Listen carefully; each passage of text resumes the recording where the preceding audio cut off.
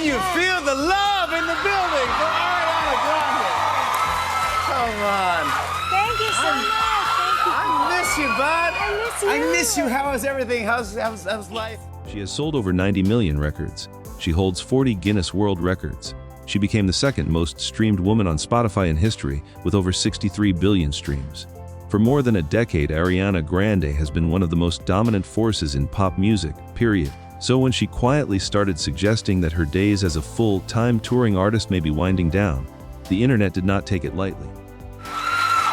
Eternal Sunshine kind of came as a surprise to fans, including me, who I study every move that you make. I'm like, when are you going to put an album out? I thought you were going to do it after Wicked.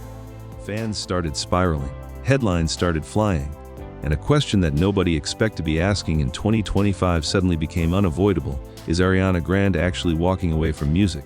The answer is complicated, and it says a lot about where she is right now, where she is heading, and why some of the most loyal fans in the world are genuinely unsure how to feel about it. The shift nobody saw coming. To understand what is happening now, it helps to understand where Ariana Grande began. Most people think of her as a pop star first, but the truth is she started as a theater kid from Boca Raton, Florida. She landed a role in the Broadway musical 13 as a teenager long before Thank You Next or Seven Rings ever existed.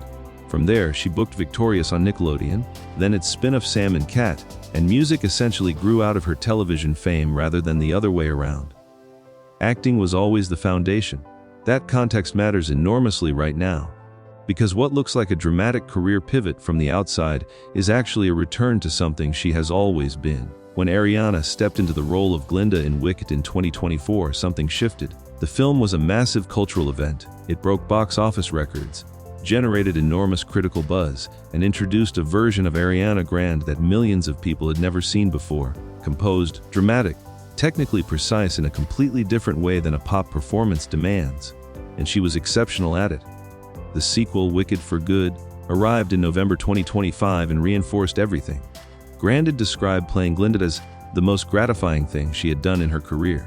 She and co-star Cynthia Erivo made history at the Golden Globes by becoming the first two actors from the same film to receive consecutive nominations for their respective roles. That is not a small achievement. That is a moment that changes the conversation about what kind of artist someone is. She also received nominations at the Critics' Choice Awards and the Actor Awards, formerly known as the Screen Actors Guild Awards, for her supporting performance. The awards world was suddenly taking Ariana Grande, the actress, very seriously, and so was she. She told Variety directly with no ambiguity, "I feel so grateful to the acting, and I think my fans know that music and being on stage will always be a part of my life, but I don't see it coming anytime soon." That single quote sent a ripple through fan communities worldwide. Then, during an appearance on the Good Hang with Amy Poehler podcast, she went a step further.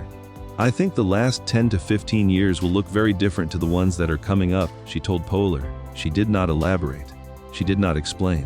She just let it land. What is actually happening with her career? So what does the next chapter actually look like? It is busier than the word pivot implies. The Eternal Sunshine Tour is confirmed and scheduled to run from June 6 to September 1, 2026, covering North America and Europe with around 41 shows concluding in London. But Grande has already described this tour as intentionally scaled back, roughly half the size of her previous runs. In an interview with Interview magazine, she said plainly, "We're doing a small amount compared to what I used to do back in the day." She has also referred to the tour as her last hurrah, a phrase she attached cautiously, adding that she did not want to say anything too definitive. But last hurrah is not a phrase people choose accidentally. For fans who have been waiting years for a full-scale world tour, this stings. Her previous Sweetener World Tour in 2019 featured enormous productions, high-energy sets, and hundreds of shows across multiple continents. That version of Ariana on tour, the one that filled stadiums and trended globally every single night, is apparently not what 2026 will look like. And depending on her own words, it may not return at all, at least not in that form. On the acting side, the pipeline is genuinely stacked. She is set to appear in Fokker in Law, the long-awaited Meet the Parents sequel, scheduled for release in November 2026. She has also been confirmed for Season 13 of American Horror Story on FX, with filming set to begin in spring 2026. And then there is the news that genuinely surprised even the most devoted theater fans. In the summer of 2027, Grande will make her London stage debut at the Barbican Theatre, opposite Wicked co-star Jonathan Bailey in Marianne Elliott's production of Sunday in the Park with George. That is not a pop artist dipping a toe into acting to stay relevant. That is a performer committing to the craft at a serious, demanding level. This is also consistent with a broader shift that artists of her caliber sometimes make when they reach a certain point in their careers. Jennifer Lopez has continuously bounced between music and film throughout her entire career. Lady Gaga built one of the most celebrated dramatic performances in recent memory with A Star Is Born, and has repeatedly stepped away from music to explore other creative work. Beyoncé has redefined what it means to release music entirely, choosing immersive visual projects, a Renaissance concert film, and a country album rather than following any conventional pop playbook. What Grande is doing fits a recognizable pattern. Extremely successful artists at a point of personal reinvention, choosing depth and creative variety over the relentless pace of the pop machine. Why fans are so conflicted? None of that makes it easy for the fans. And it would be dishonest to pretend the reaction has been simple, because it has not been. The confusion comes from a collision of two real things at once.